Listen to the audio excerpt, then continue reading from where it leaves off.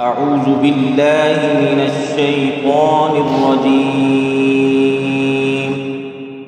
بسم الله الرحمن الرحيم. ألف لام ميم. ذلك الكتاب لا ريب فيه هدى للمتقين الذين يؤمنون بالغيب ويقيمون الصلاة ومما رزقناهم ينفقون والذين يؤمنون بما أنزل إليك وما أنزل من قبلك وبالآخرة هم يوقنون أولئك على هدى من ربهم وأولئك هم المفلحون. إن الذين كفروا سواء عليهم أأنذرتهم أم لم تنذرهم لا يؤمنون. ختم الله على قلوبهم وعلى سمعهم وعلى أبصارهم غشاوة ولهم عذاب عظيم.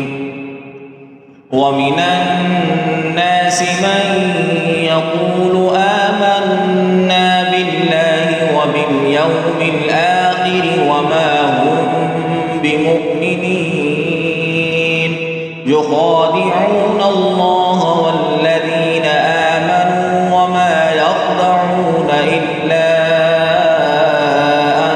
أنفسهم وما يشعرون. في قلوبهم مرض فزادهم الله مرضا ولهم عذاب أليم بما كانوا يكذبون.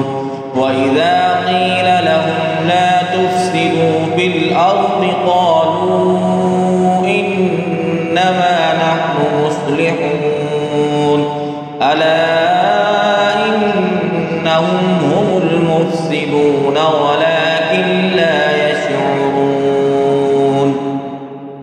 وإذا قيل لهم آمنوا كما آمن الناس قالوا أنؤمن كما آمن السفهاء ألا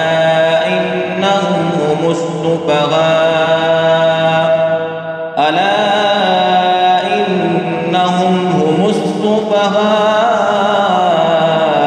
ولكن لا يعلمون. وإذا لقوا الذين آمنوا قالوا آمنا وإذا خلوا إلى شياطينهم قالوا إنا معكم إنما نحن مستهزئون. الله يستهزئ بهم ويمدهم في طغيانهم يعمهون. أولئك الذين اشتروا الضلالة بالهدى فما ربحت تجارتهم وما كانوا مهتدين. مثلهم كمثل الذي استوقد نارا فلما أضاءت ما حوله ذهب الله بنورهم وتركهم في ظلمات لا يبصرون. صم بكم عمي فهم لا يرجعون. أو كصيب من السماء